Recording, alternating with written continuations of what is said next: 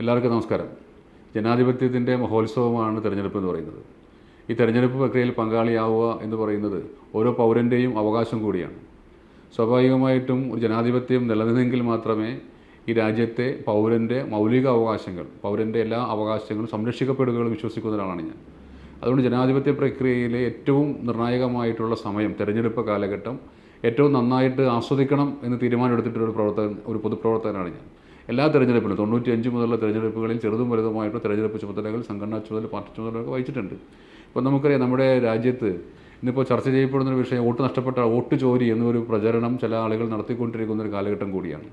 അതോടൊപ്പം തെരഞ്ഞെടുപ്പ് പ്രക്രിയയിലെ നിർണായകമായ ഒരു ഡോക്യുമെൻ്റ് എന്ന് പറയുന്ന വോട്ടർ പട്ടികയാണ്.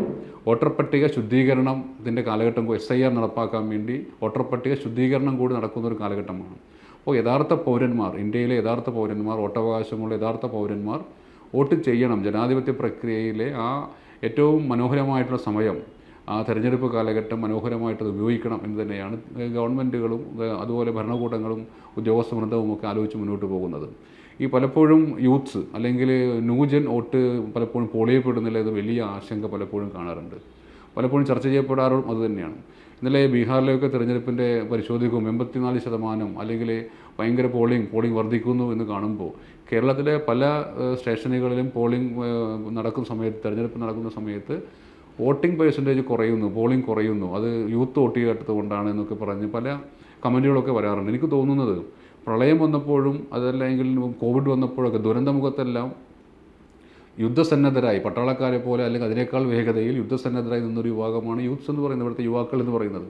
സർവ്വസന്നദ്ധരായി നിൽക്കുകയാണ്, അവർ സഹായിക്കാൻ വേണ്ടി സർവ്വസന്നദ്ധരായി നിൽക്കുകയാണ്.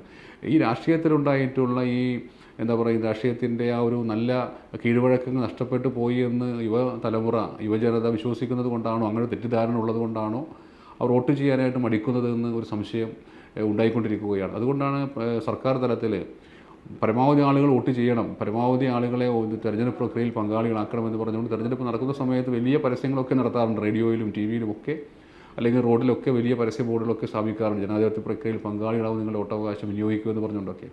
അപ്പോൾ അവർ പ്രതീക്ഷിക്കുന്നത് പുതിയ വോട്ടർമാർ, ന്യൂ വോട്ടർമാർ വോട്ട് ചെയ്യപ്പെടുന്നില്ല അല്ലെങ്കിൽ ചെയ്യാൻ വേണ്ടി ആഗ്രഹിക്കുന്നില്ല എന്നൊരു ആശങ്ക ഉള്ളത് കൊണ്ടാണോ എന്ന് പരിശോധിക്കേണ്ടത് തന്നെയാണത്.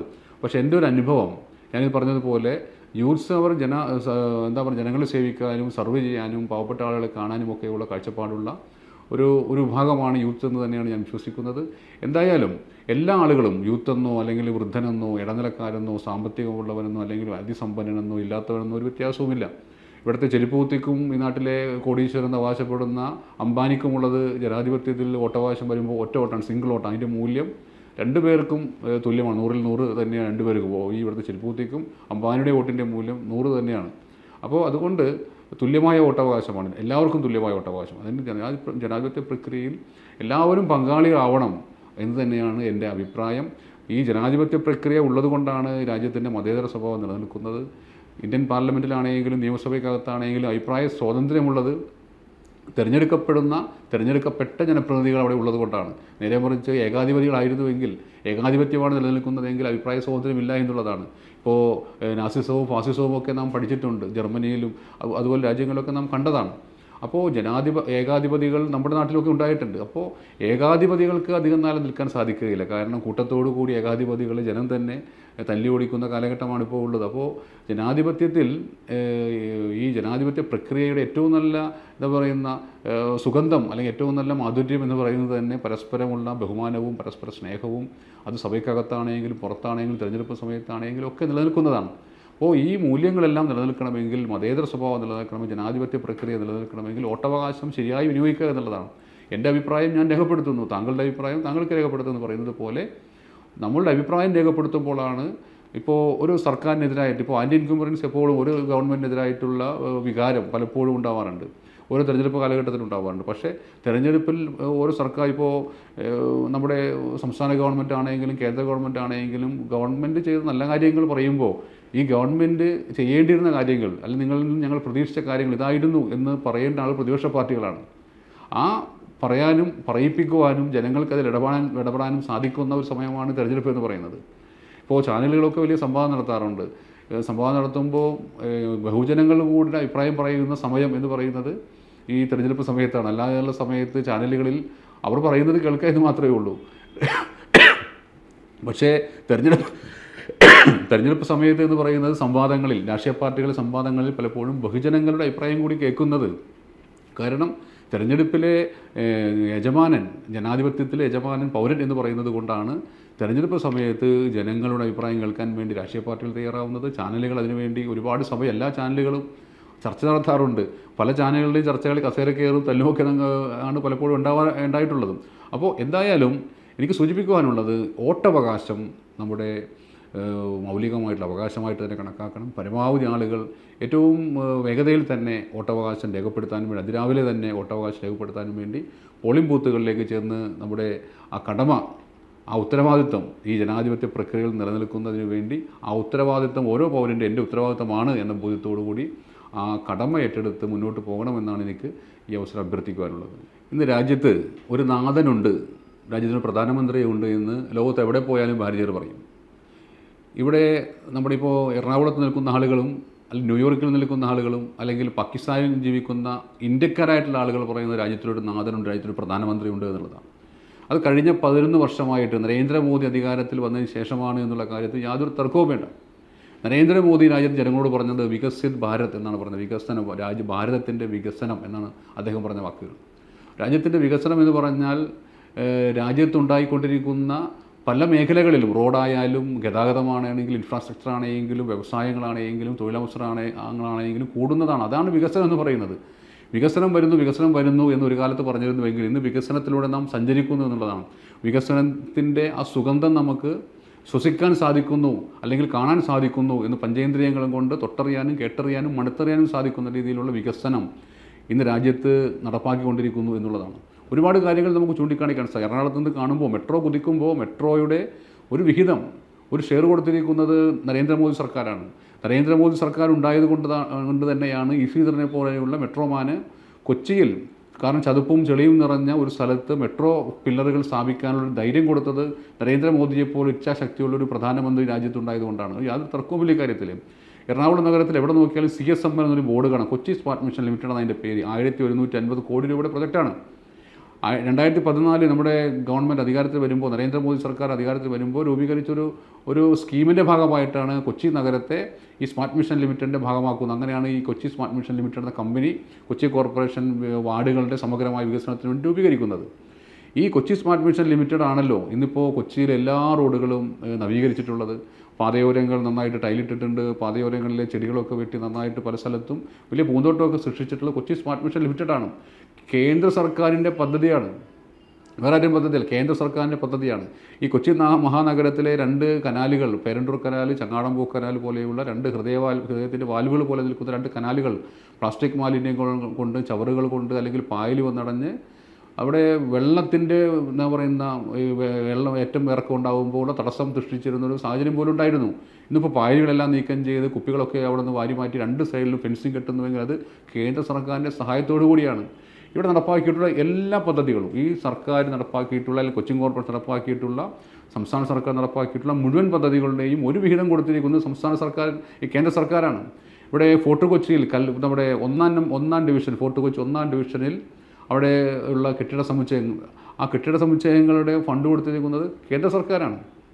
ആ പദ്ധതി മുടങ്ങിപ്പോയിട്ട് അതിൻ്റെ പകുതി ഫണ്ട് കൊടുക്കാൻ വേണ്ടി CSML ഫണ്ടിൽ നിന്നാണ് അത് 75 കോടി രൂപ അന്ന് കൊച്ചിൻ കോർപ്പറേഷൻ കൊടുക്കുന്നത്. അങ്ങനെ എവിടെ നോക്കിയാലും ഇവിടെ വികസനത്തിൻ്റെ ഒരു വെളിച്ചം നമുക്ക് കാണാൻ വേണ്ടി സാധിക്കും. വികസനത്തിൻ്റെ പാഞ്ചജന്യം മുടങ്ങാൻ വേണ്ടി സാധിക്കും. ഞാനിവിടെ ഒരു BJPയുടെ ഒരു പ്രവർത്തകർ, BJPയുടെ ഇവിടെ എറണാകുളം മേഖലയിൽ പ്രവർത്തിക്കുന്ന, ജില്ലയിൽ പ്രവർത്തിക്കുന്ന ഒരു നേതാവ്, ഒരു പ്രവർത്തകർ എന്ന നിലയ്ക്ക് സൂചിപ്പിക്കാൻ സാധിക്കുന്നത് ഇത് രാജ്യത്തിൻ്റെ വികസനമാണത്. ഇത് BJPയുടെ ക്രെഡിറ്റാണ്, ഞങ്ങളുടെ ക്രെഡിറ്റാണെന്ന് പറയുന്നതിനൊപ്പം രാജ്യത്തിൻ്റെ വികസനമാണ്.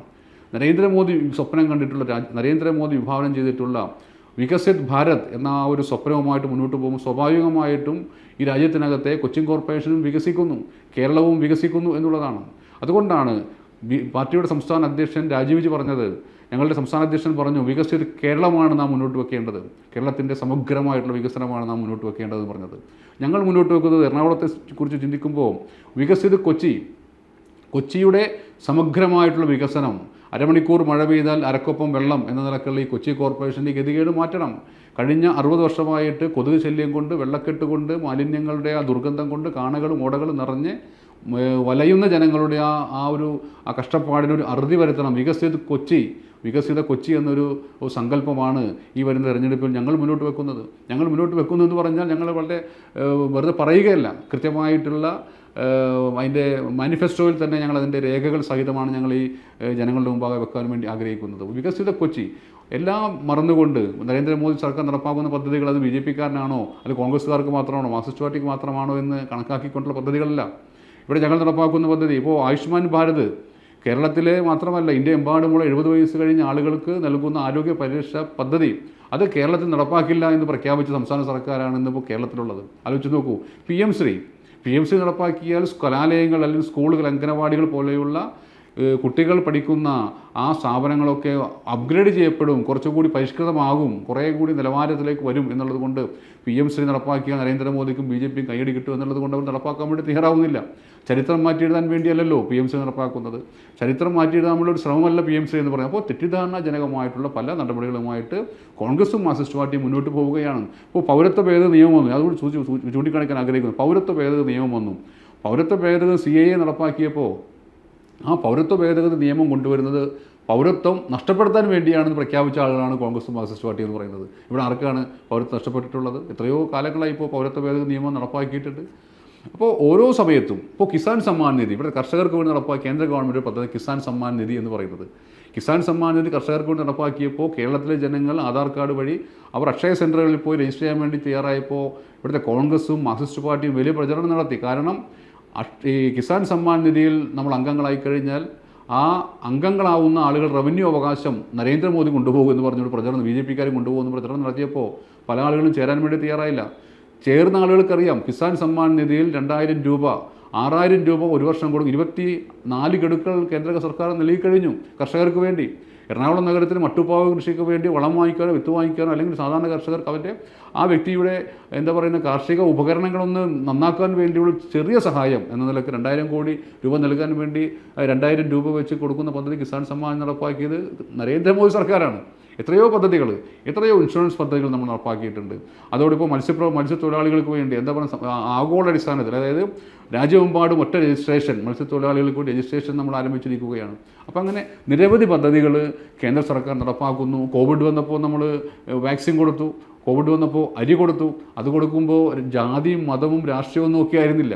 ഇവിടുത്തെ ജനങ്ങൾക്ക് വേണ്ടി എല്ലാ ഭാരതീയരും, എല്ലാം എൻ്റെ സഹോദരന്മാർ, എല്ലാം എൻ്റെ മക്കൾ, എല്ലാം എൻ്റെ ജ്യേഷ്ഠന്മാർ, എൻ്റെ സഹോദരങ്ങളെന്ന് കണ്ടുകൊണ്ടാണ് ഇന്ന് രാജ്യത്തെ ഭരണചക്രം നരേന്ദ്രമോദി തിരിച്ചുകൊണ്ടിരിക്കുന്നു, മുന്നോട്ട് പോയിക്കൊണ്ടിരിക്കുന്നു. അതുകൊണ്ട് ആഗോള സാമ്പത്തിക സൂചിക എടുക്കുമ്പോൾ വലിയ മുന്നേറ്റം നമുക്ക് ഉണ്ടാക്കാൻ വേണ്ടി സാധിച്ചിട്ടുണ്ട്. സാമ്പത്തിക ശക്തി 4ാം സാമ്പത്തിക ശക്തി 3ാം സാമ്പത്തിക ശക്തിയിലേക്ക് മാറാൻ പോകുന്നു എന്ന നിലയിലേക്ക് നമുക്ക് വളരാൻ വേണ്ടി സാധിച്ചു എന്നുള്ളതാണ്.